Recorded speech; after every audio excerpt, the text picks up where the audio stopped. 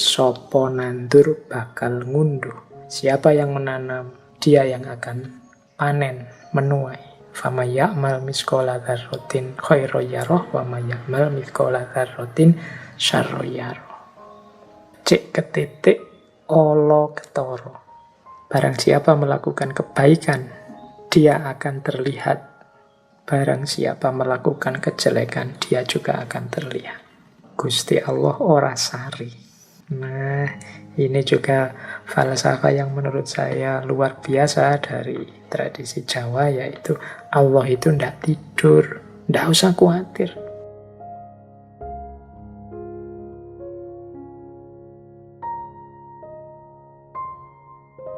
Bismillah, mari teman-teman kita lanjutkan ngaji filsafat kita.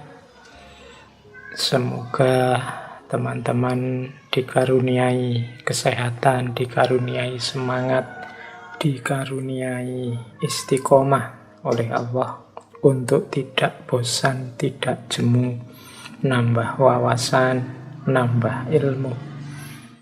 Sekarang kita lanjutkan prinsip-prinsip hidup, sikap-sikap konkret ideal masyarakat Jawa sesuai dengan falsafah Cokro Manggilingan ini. Jadi ini setelah ini kita lihat prinsip-prinsip apa saja, kebijaksanaan hidup seperti apa saja yang dikembangkan oleh masyarakat Jawa. Ya tentunya secara ideal. Secara ideal itu maksudnya yang diinginkan oleh masyarakat Jawa itu seperti ini. Bahwa dalam perwujudannya, manifestasinya hari ini, falsafah-falsafah, prinsip-prinsip kebijaksanaan yang rasanya luar biasa ini perlahan-lahan mulai terkikis. Ya tanggung jawab kita semua untuk melestarikan, mempertahankan, mengkontekstualkannya kembali dengan kehidupan kita di masa kini. Oke, berhadapan dengan Cokro Manggilingan, prinsip yang paling dasar menurut catatan saya adalah prinsip, ini juga saya ambil dari Ki Ageng Surya Mantaram, ngelemi kahanan, menerima situasi. Prinsip menerima situasi ini mungkin bagi beberapa orang, misalnya yang banyak terpengaruh pandangan-pandangan tentang progres tadi, yang punya wawasan bahwa hidup ini linier, semakin maju, prinsip ngelemi kahanan ini mungkin dianggap prinsip yang pasif, tidak bisa maju. Tapi sebenarnya maksudnya bukan kok orang itu tidak boleh maju atau tidak mau maju. Tapi orang itu pertama-tama harus menerima situasi yang dihadapinya saat ini. Maju tapi tidak menerima situasi yang dihadapi saat ini, seringkali produk-produk, mungkin pikiran, mungkin budaya, mungkin gagasan yang dihasilkan jadinya tidak nyambung dengan identitas kediriannya. Tidak cocok. Untuk bisa seseorang itu maju kan harus jelas di mana dia berdiri, harus menerima situasi tempatnya berdiri. Baru kelihatan kita ini maju atau mundur. Tapi kalau orang tidak ngelemi kahanan, tidak menerima situasinya sekarang, susah kita membaca ini orang maju apa mundur, apa setback. Ini yang mungkin menurut saya jadi akar kritiknya beberapa tokoh terhadap peradaban modern. Jadi melupakan kondisi nyata, khususnya kondisi mental spiritual dirinya. Sehingga yang material maju, tapi kemudian yang mental spiritual jadinya mundur. Oke, baik. Nah, cokro manggilingan atau nggelemi kahanan yang jadi perwujudan prinsipnya cokro manggilingan ini, ada kalimat yang saya suka dari Ki Ageng Surya Mentaram itu, yaitu saiki ning kene ngene aku gelem. Jadi mengalami apapun yang memang sudah kenyataan dalam hidup kita, memang sudah terjadi begitu, harus kita terima. Saiki, sekarang, ning kene, di sini, ngene, seperti ini, aku gelem, aku mau. Jadi apapun yang kita alami, yang terjadi dalam hidup kita, pertama-tama kalau bahasanya Nietzsche, filosof barat populer yang terkenal sekali, itu ada istilah jasagen. Jasagen itu mengiyakan hidup. Itu sama dengan menggelemi kahanan ini. Jadi apapun peristiwa, apapun situasi yang kita hadapi, iyakan dulu. Wong ya memang faktanya begitu. Kenyataannya begitu. Baru setelah itu ingin kita perbaiki kah? Ingin kita kembangkan kah? Ingin kita lebih maju lagi kah? Ya monggo. Tapi tetap pertama-tama harus nggelemi kahanan. Saiki, di sekarang. Jadi tidak usah nunggu nanti-nanti, besok-besok, atau hidup di masa lalu kemarin-kemarin. Enggak. Ya wis, kenyataannya sekarang apa? Ning kene itu di sini. Jadi, kalau saiki itu waktu, ning kene itu ruang. Nggak usah bingung mencari rujukan kemana-mana, wis.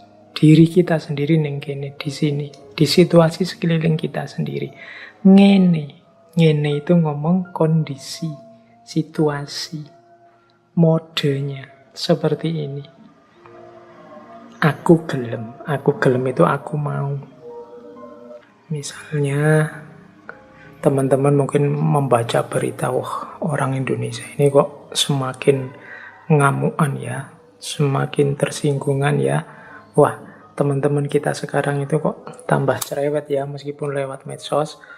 Wah, tetangga-tetanggaku kok tambah egois ya, tambah susah untuk diajak hidup bersama-sama ya. Misalnya kita ngalami situasi macam-macam itu, ya kita iyakan dulu.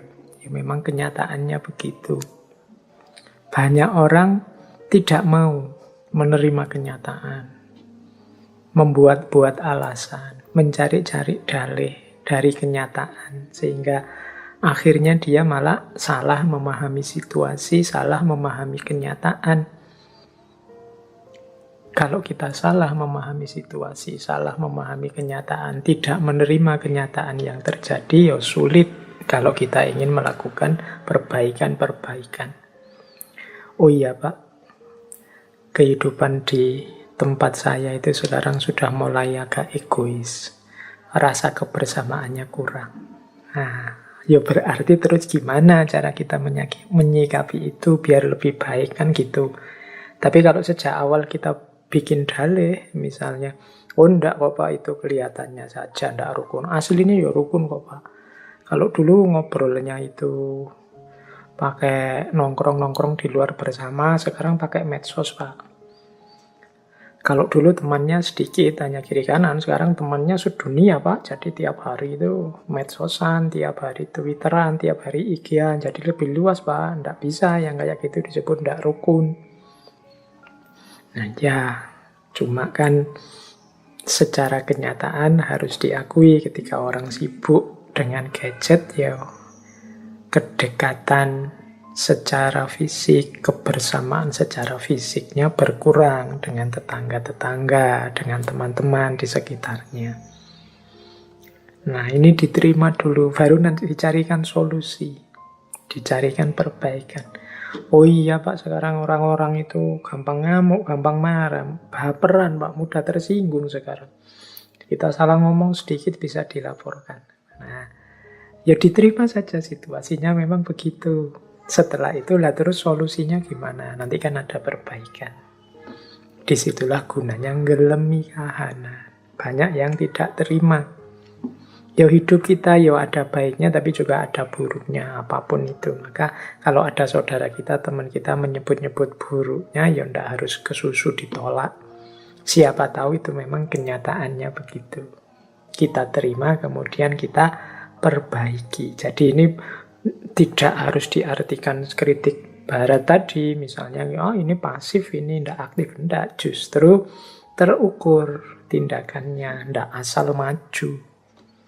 Inilah gunanya ngelemi kahanan. Makanya nanti di masyarakat Jawa itu ada istilah tadah, peradah, dan ora wegah.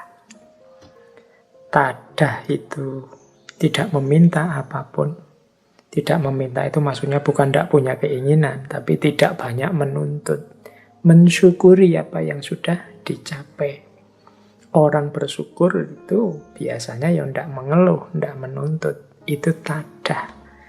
Menerima tadi, ngelemi kahanan. Tapi juga tidak diam. Selanjutnya ada peradah. Peradah itu mau repot. Untuk perbaikan sesama, untuk menyumbang tenaga, menyumbang pikiran, nyumbang ilmu, nyumbang harta untuk kehidupan sesama. Itu namanya peradah. Jadi setelah menerima tadah, kemudian peradah. Jadi tidak ada hubungannya dengan malas atau pasif. Justru dengan potensi yang sudah diakui, dimiliki saat ini, berusaha untuk melakukan yang terbaik, meskipun itu repot, meskipun itu capek, meskipun itu kehilangan. Itu namanya peradah. Jadi ikhlas memberi. Dan yang ketiga, ora wegah. Ora wegah itu ndak males, ndak segan, ndak enggan, tidak menunda-nunda, ndak milih-milih ketika akan melakukan kebaikan. Jadi tidak hanya rebahan, ngerti ribuan jutaan konsep kebaikan, ngerti ratusan hikmah kebijaksanaan, kalau tidak diterjemahkan dalam kehidupan nyata sehari-hari, kalau kita hanya wegah saja, males, menunda-nunda, menunggu-nunggu besok saja, nanti saja, atau milih yang enak-enak saja, itu juga namanya wegah. Belum disebut terpuji. Yang terpuji itu ya tadah, peradah, ora wegah. Jadi setelah tadah menerima kahanan, ngelemi kahanan, setelah itu peradah, mau repot, ikhlas memberi untuk sesama, dan yang ketiga, tidak males, tidak enggan, tidak menunda-nunda, tidak memilih-milih. Saiki ning kene ngene aku gelem. Sekarang di sini seperti ini aku mau. Ini penerjemahan Cokro Manggilingan dalam kehidupan sehari-hari.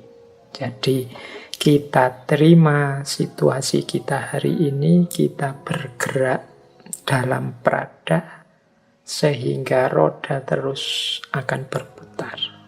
Oke, terus yang kedua, menyikapi Cokro Manggilingan, roda yang selalu berputar, ada 3 prinsip yang terkenal sekali di tengah masyarakat Jawa, yaitu ojo dumeh, eling, dan yang ketiga waspodo. Ini di hampir semua tema kita yang membahas tentang falsafah Jawa, selalu saja muncul kata-kata ini. Dulu kita pernah belajar wulang reh, kita pernah belajar Wedotomo, dan banyak lagi serat-serat Jawa yang lain.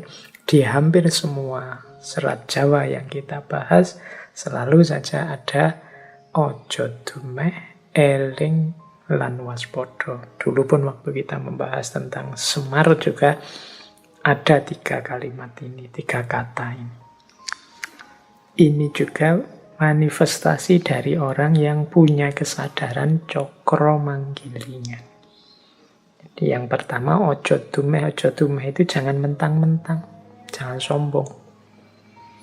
Orang dumeh itu biasanya orang yang punya sedikit kelebihan tertentu dibandingkan yang lain. Makanya sering diterjemahkan sebagai jangan sombong, jangan mentang-mentang. Jangan mentang-mentang pinter, terus menyusahkan orang lain dengan ilmu kita. Jangan mentang-mentang kaya, terus senang-senang saja, tidak peduli dengan sesama. Jangan mentang-mentang jaya, mentang-mentang sukses, terus menganggap rendah yang lain, semua dianggap levelnya di bawah dia. Itu namanya dumeh. Jadi ojo dumeh. Jangan mentang-mentang ganteng terus sakarepe dhewe gonta-ganti pacar, itu juga ojo dumeh. Jangan mentang-mentang followernya banyak, jangan mentang-mentang apalah, so banyak mentang-mentang itu biasanya ada kelebihan sedikit. Jangan mentang-mentang lah. Mengapa hidup ini berputar? Engkau yang kaya, seberapa banyak kekayaanmu kalau Allah mau, detik ini juga besok bisa habis. Kurang apa sebelumnya kaya Nabi Ayub, tapi kemudian hartanya habis, bahkan sakit-sakitan, kehilangan segalanya. Ojo dumeh. Engkau yang jabat, engkau yang jaya sukses, engkau yang pinter. Banyak orang pinter yang keblinger. Maka ojo dumeh. Apalagi engkau yang ganteng, ojo dumeh. Engkau yang cantik, ojo dumeh. Seberapa lama bertahan kecantikan, kegantenganmu, kekayaanmu, jabatanmu, ojo dumeh. Hidup ini berputar. Yang kedua, eling. Eling ini berarti ingat. Eling lan waspada itu biasanya disebut bareng satu paket.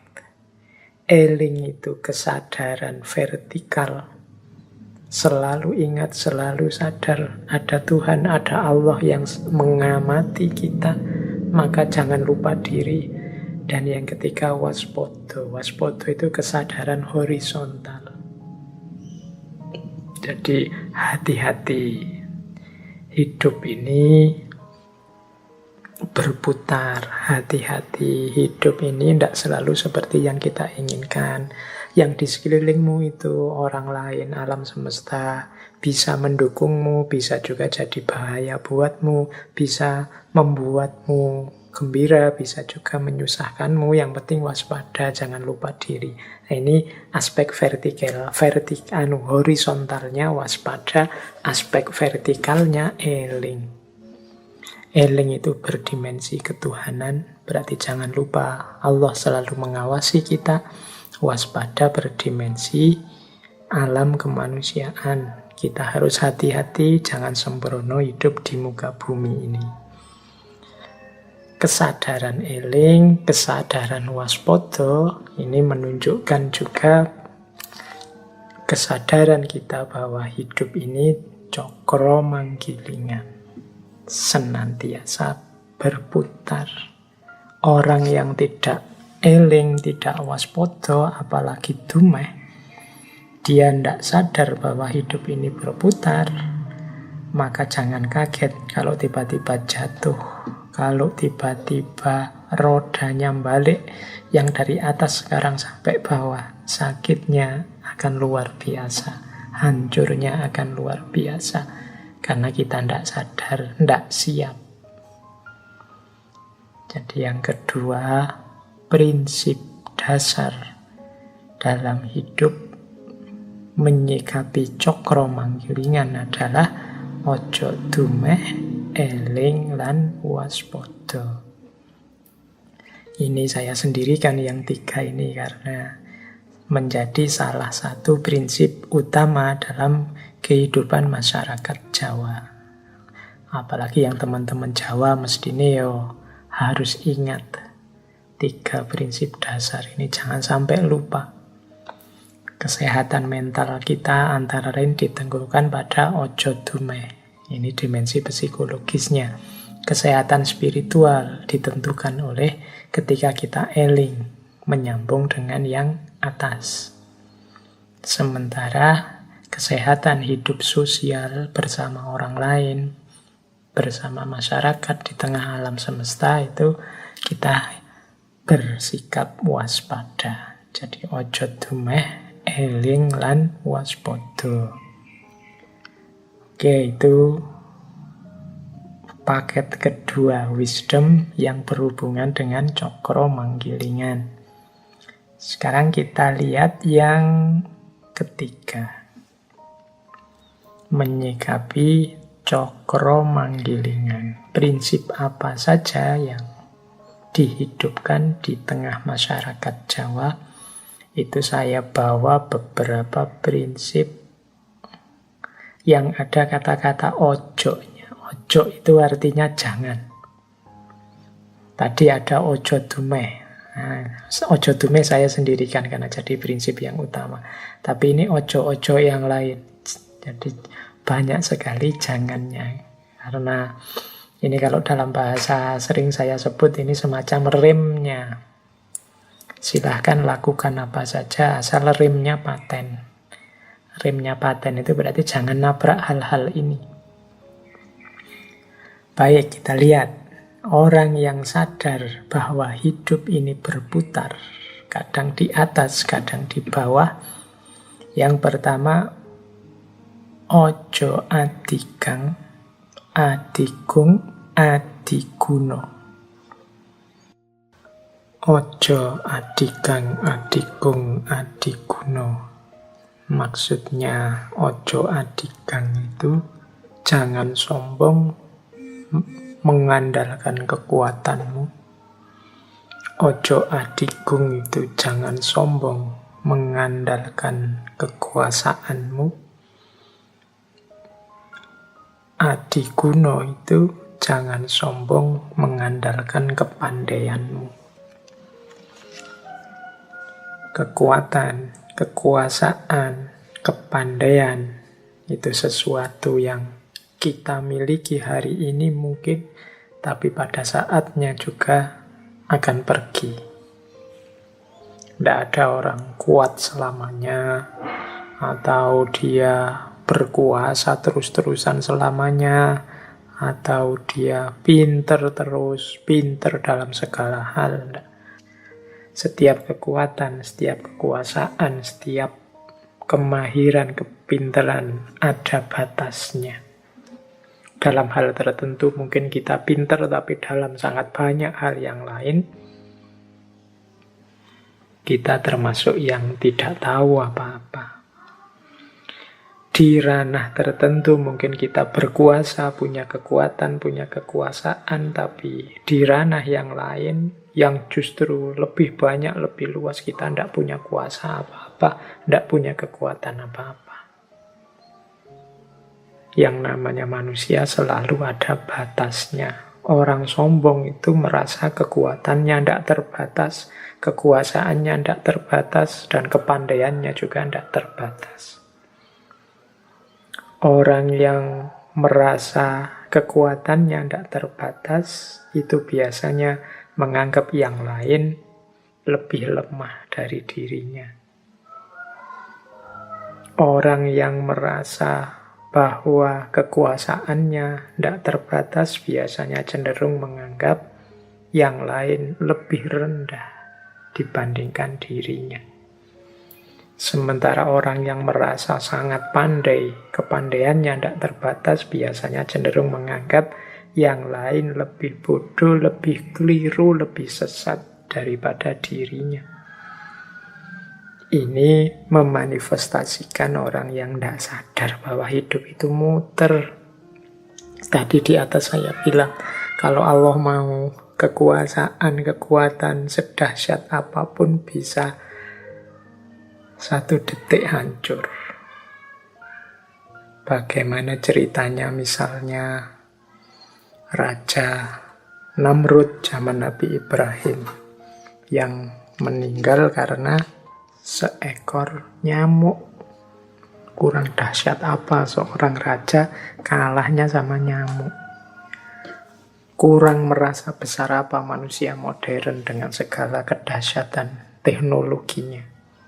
Kita merasa menguasai bumi dan seisinya, ya kalahnya melawan bahkan lebih kecil dari nyamuk, virus namanya COVID-19. Jadi tidak pantas kita itu sombong, tidak pantas kita itu merasa pinter, merasa kuat, merasa besar. Itu yang pertama. Ojo selanjutnya. Ini paket ojo-ojo, ini paket jangan-jangan. Ojo gumunan, ojo getunan, ojo kagetan, ojo aleman. Ojo gumunan itu mudah kagum. Ada apa-apa dikit, wow, ada apa-apa dikit, wow. Itu mudah kagum. Orang yang mudah gumunan, mudah kagum itu biasanya mudah ditipu, mudah dibohongi. Fenomena viral itu kan banyak memanfaatkan logika manusia yang suka gumunan. Wah, tadi itu ada ini loh, peristiwa alam yang begini loh. Wah, tadi itu gumunan, orang kagetan. Jadi orang kaget itu biasanya terus orang gumun itu biasanya tidak waspada. Orang wow itu biasanya terus tidak bisa berpikir jernih. Jadi bagian ojo yang kedua ini menggiring orang tidak bisa berpikir jernih. Gumunan. Kalau kita sadar cokro manggilingan, sadar bahwa segala sesuatu sudah ditentukan oleh Allah, mungkin kita tidak terlalu gumunan. Kalau Allah menghendaki, ya apapun bisa terjadi. Yang kedua, ojo getunan. Getunan itu mudah menyesal. Orang yang mudah menyesal itu menunjukkan bahwa perbuatannya tidak terkontrol atau tidak maksimal. Orang menyesal itu kan karena mbok kemarin aku begini, akhirnya ndak begini. Mbok kemarin aku begitu, akhirnya ndak. Itu orang mudah menyesal itu biasanya orang yang sembrono, tidak serius, tidak memberikan apa yang dia punya sepenuhnya. Ujian misalnya. Ala ujian aja dikerjakan sak-sake, yang penting lulus ya wis.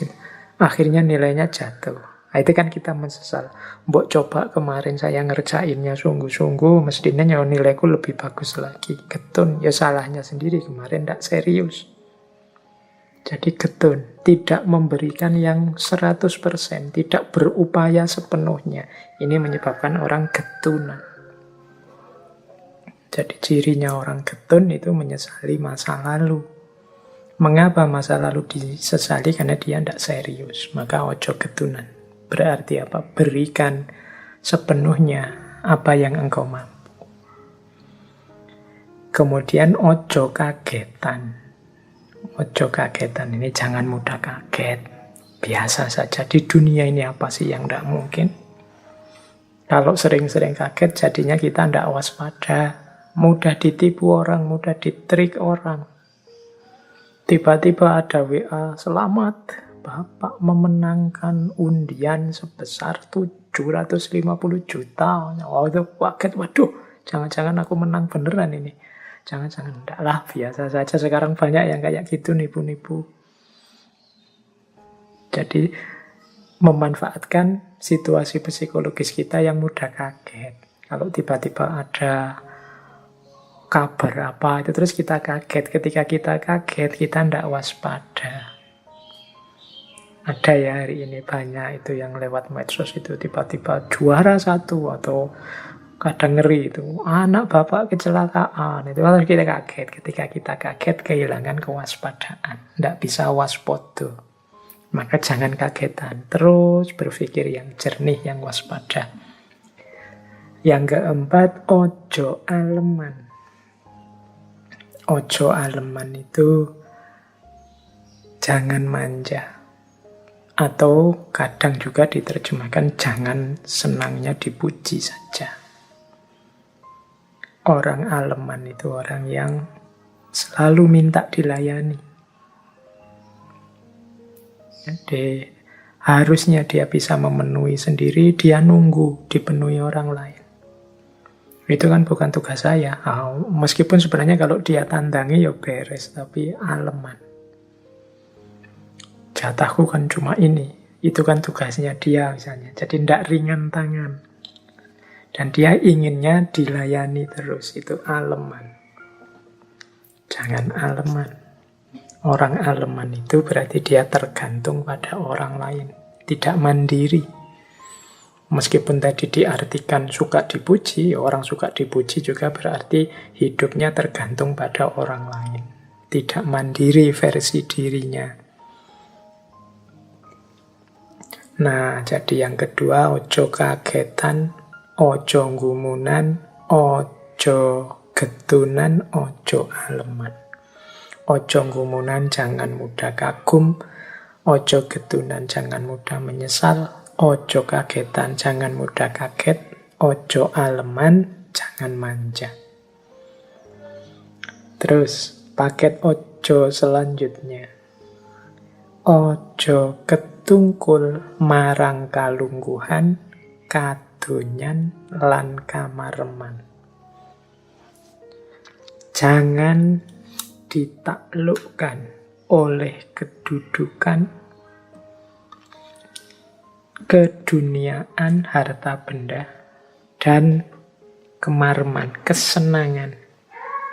Jadi hidup kita tolong jangan diperbudak oleh posisi atau jabatan atau kedudukan. Jangan diperbudak oleh harta, jangan diperbudak oleh kesenangan saja. Diperbudak itu berarti kalungguhan, kadonyan, kamareman itu yang menyetir kita. Bukan kita yang menguasai kedudukan, harta, dan kesenangan. Bukan kita yang mengendalikan kesenangan, tapi kesenangan yang mengendalikan kita. Dikendalikan oleh kesenangan itu ya berarti hidup kita itu yang kita tuju seneng terus. Kita tidak bisa ngerem kesenangan. Kalau sudah seneng itu terus yang dicari, dikejar sampai lupa segalanya. Itu berarti kita disetir oleh kesenangan. Kalau sudah begitu ya berarti kita tidak sadar cokro manggilingan. Hati-hati, hidup itu berputar. Kadang orang mencari kesenangan saja, jatuhnya malah kesusahan yang tidak ada akhirnya. Kadang orang mencari kedudukan, jabatan, lupa segalanya, hanya mikir jabatan saja, akhirnya jatuhnya malah kehinaan. Banyak orang mengejar harta, menghalalkan segala cara, akhirnya malah jatuh miskin. Maka ojo ketungkul marang kalungguhan, kadonyan lan kamareman. Ini diingat-ingat prinsip ini ya teman-teman, apalagi yang ini menjelang era-era mau berjuang, mungkin sudah lulus kuliah, mau bekerja, mau menikah, membangun rumah tangga, dan seterusnya. Ojo ketungkul marang kalungguhan, kadonyan lan kamareman. Saya lanjutkan, ini waktunya tambah lama, tambah menipis. Ojo keminter, mundak keblinger, ojo cidro, mundak ciloko. Keminter atau kuminter itu maksudnya kalau di bahasa Indonesia kan sekarang mungkin sok pintar. Sok pintar itu sebenarnya ndak pintar, tapi gayanya kayak orang pintar. Nah itu namanya keminter. Ndak menguasai ilmunya, ndak ngerti teorinya, tapi gayanya kayak orang yang sudah ahli. Nah itu namanya keminter. Hati-hati, ojo keminter, mundak keblinger. Nanti engkau akan sesat loh. Jadi keblinger itu ya terbelokkan. Terbelokkan itu ya tersesat. Jangan keminter deh. Kalau ndak ngerti, bilang aja ndak ngerti. Kalau belum mendalam, jangan kesusu mengajar. Ojo keminter. Jangan kesusu ngeser-ngeser hal yang kamu ndak paham bener. Segala isi dan konsekuensinya. Hari ini kan kadang-kadang kita ndak sadar jadi orang keminter. Wong yo fikih ndak ngerti, kita memfatwai orang lain. Ini ndak boleh, ini haram, ini makruh, ini bid'ah, dan lain sebagainya. Nah, ini kan memfatwai orang lain, memvonis orang lain dengan fatwa agama. Wong kita ini bukan ahli fikih. Biarlah yang ahlinya saja yang menilai. Kalau kita bukan hakim kan jangan menghakimi orang lain. Ojo keminter, nanti keblinger. Keblinger itu sesat. Maunya orang lain jadi lebih baik, malah dirinya sendiri sesat. Kalau dirinya sendiri sesat, ya yang disampaikan nanti menyesatkan orang lain. Engkau keblinger nanti. Jangan keminter. Pinter itu bagus, tapi jangan keminter. Sok pintar. Kemudian, ojo cidro mundak ciloko. Cidro itu bisa diartikan curang, bisa diartikan berkhianat, bisa diartikan jahat. Jangan melakukan yang jelek, yang khianat, yang jahat, nanti engkau celaka sendiri. Apa yang engkau tabur, itulah yang engkau panen. Kalau engkau menaburkan yang jelek-jelek, panenmu juga pasti jelek-jelek. Tapi Pak, buktinya tetangga saya senang terus meskipun dia jahat sampai meninggal. Jangan lupa, hidup ini tidak hanya alam purwo, alam madya, tapi juga ada alam wusono. Di sanalah yang sejati akan kelihatan. Ojo cidro mundak ciloko. Baik, itu paket selanjutnya. Terus, ini. Ojo milik barang kang melok. Ojo mangro mundak kendo.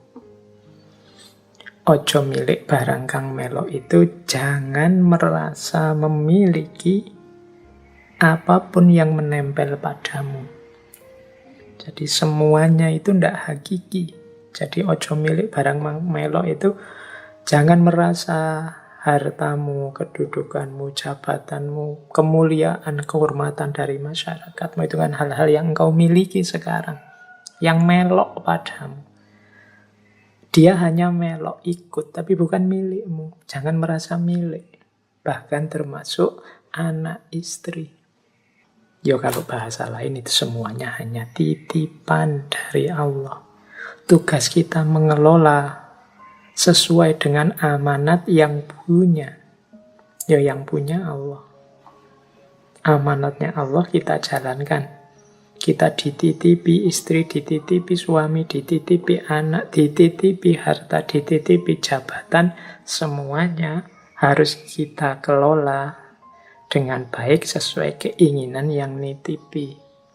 Maka ojo milik barang kang melok. Jangan diperlakukan seperti milikmu. Tetap sadarilah bahwa itu hanya titipan. Jadi caramu memperlakukan sesuai yang nitip. Yo, kalau teman-teman nanti ada di kajian-kajian tasawuf ini lebih dalam. Bagaimana kita jangan terikat, jangan melekat dengan dunia. Kemudian ojo mangro mundak kendo. Jangan mendua. Maka akan kendo. Kendo itu kendor. Kendor itu berarti tidak fokus. Mangro itu tidak fokus, mendua. Terlalu banyak pertimbangan, akhirnya tidak jalan, tidak fokus. Akhirnya lelet dalam perjuangan. Iya Pak ya, saya bisa ini, bisa itu. Enaknya gimana? Memang pikiranmu bercabang-cabang. Tidak fokus, akhirnya tidak jalan-jalan. Saya mau sih Pak, serius. Tapi nanti efeknya begini ya Pak. Kalau yang ini bagus juga, tapi efeknya begitu. Kadang-kadang ini hanya membingungkan kita saja. Maka mantapkan, kalau menurutmu itu sebuah kebaikan, kebenaran, ya resikonya pasti saja ada. Tidak ada yang perfect. Ambil saja, jalan. Jangan terlalu banyak berpikir neko-neko. Ojo mangru, mundak kendu, mendua. Komitmennya double-double. Nah itu biasanya terus kendor. Tidak ada yang 100% semua. Ojo nggege mongso. Ojo nggege mongso itu jangan terlalu ambisius. Jadi ojo nggege mongso itu ya jangan terlalu berambisi tentang sesuatu. Dunia ini cokro manggilingan. Kalau saatnya memang engkau di atas, ya akan di atas. Kalau saatnya hal itu memang jatahmu, takdirmu, yang akan engkau alami. Ojo nggege mongso. Punya cita-cita boleh, punya keinginan boleh, tapi jangan ambisius. Jangan mewajibkan sesuatu yang di luar kekuasaanmu. Pokoknya saya tahun ini harus sudah naik haji. Ya iso, sekarang yang sudah terdaftar saja bisa mundur karena virus corona. Ojo nggege mongso. Saya harus jadi yang nomor 1 di dunia sekarang ini Pak. Ojo nggege mongso lah. Yang biasa-biasa saja. Jangan terlalu diperbudak oleh ambisi-ambisi duniawi. Baik, ada beberapa lagi. Saya baca cepat saja ya. Semoga nanti lain waktu bisa kita lanjutkan khazanah-khazanah falsafah Jawa yang lain. Ada cara menyikapi cokro manggilingan yang lain, yaitu alon-alon waton kelakon. Alon-alon waton kelakon ini ya falsafah Jawa yang sering dikritik orang, dianggapnya orang Jawa itu terus berarti lelet, ndak bisa kerja efektif, kerja yang cepat, ndak. Alon-alon waton kelakon itu fokus pada hasilnya. Alon-alon waton kelakon itu mau menggembalakan prosesnya, mau mengikuti step-stepnya, ndak kesusu. Ada logika kalau dalam filsafat itu namanya pragmatisme. Fokus pokoknya gimana caranya hasilnya segera kelihatan. Nggak, kalau di Jawa alon-alon waton kelakon itu intinya di hasil sepenuhnya sesuai yang kita inginkan. Kita ikuti prosesnya step by step. Jadi itu yang disebut alon-alon waton kelakon. Pelan-pelan tapi mantep. Itu arahnya ke situ. Kalau memang waktunya di atas, ya kita akan di atas. Kalau belum waktunya, seperti apapun kita tetap di bawah. Segalanya ada pergilirannya sendiri. Kalau memang belum jatahnya, tidak akan nyampe ke kita. Kalau memang sudah jatah kita, apapun yang terjadi akan sampai. Maka jangan gigi mongso, alon-alon saja. Semoga cita-cita tercapai. Alon-alon waton kelakon. Ada juga mungkin falsafah yang lain, yang ini juga saya tulis, sopo nandur bakal ngunduh. Siapa yang menanam, dia yang akan panen, menuai. Fama ya'mal miskola dzarratin khairan yarah wa ma ya'mal miskola dzarratin syarran yarah. Becik ketitik olo ketoro. Barang siapa melakukan kebaikan, dia akan terlihat. Barang siapa melakukan kejelekan, dia juga akan terlihat. Dan yang terakhir saya bawa, Gusti Allah ora sari. Nah, ini juga falsafah yang menurut saya luar biasa dari tradisi Jawa, yaitu Allah itu tidak tidur. Tidak usah khawatir. Pak, saya itu sudah serius loh Pak. Kok rasanya roda saya tidak naik-naik ke atas ini, kok di bawah terus. Pak, saya sudah melakukan banyak sekali kebaikan. Salah saya apa tuh Pak? Kok nasib saya seperti ini? Itu kan kita rasanya menggugat Allah. Tidak usah khawatir. Gusti Allah ora sare. Yang penting tandurlah yang baik-baik. Maka engkau akan panen yang baik-baik. Becik ketitik, olo ketoro, ikuti prosesnya. Alon-alon waton kelakon, ojo nggigi mongso. Bagi yang ingin menyambungkan dengan mungkin beberapa ayat kalau dalam Al-Quran tentang cokro manggilingan ini, bagaimana hidup ini dipertukarkan, dipergilirkan, ada putarannya, boleh nanti mengecek tafsirnya surat Ali Imran ayat 140. Iyam saskum korhum fakot masal qauma korhum mithluh watilkal ayyamu nudawiluha bainan nasi waliya'lamallahu alladhina amanu wa yattakhidha minkum syuhada wallahu la yuhibbuz zalimin. Ini ayat ini turun berkenaan dengan perang Uhud. Jika kamu mendapat luka, maka sesungguhnya kaum itu pun mendapat luka yang serupa. Ini kalau dalam tafsir-tafsir, Allah menjelaskan kepada umat Islam saat itu yang baru saja dalam tanda petik ya kalah di perang Uhud. Jadi Allah menunjukkan kalau engkau mendapatkan luka pada perang Uhud ini, sesungguhnya kaum kafir itu juga sebelumnya mendapatkan luka yang sama, yaitu pada perang Badar. Iyam saskum korhum fakot masal qauma korhum mithluh. Jangan terlalu sedih, memang hidup itu berputar begitu, itu mungkin maksudnya ayat begitu. Kadang dia yang dapat luka, kadang kita yang dapat luka. Watilkal ayyamu nudawiluha bainan nas. Dan masa-masa, pergantian masa-masa itu kami pergilirkan di antara manusia. Waliya'lamallahu alladzina amanu. Supaya Allah bisa membedakan mana orang yang beriman.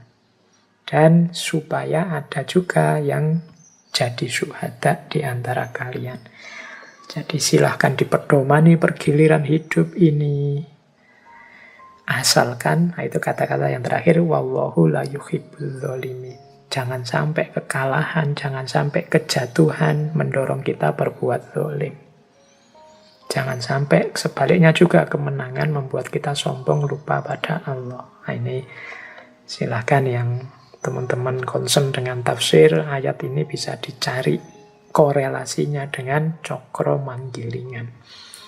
Oke teman-teman, saya kira itu ya malam hari ini. Kurang lebihnya mohon maaf. Wallahul muwaffiq, wallahu a'lam bishawab. Wassalamualaikum warahmatullahi wabarakatuh.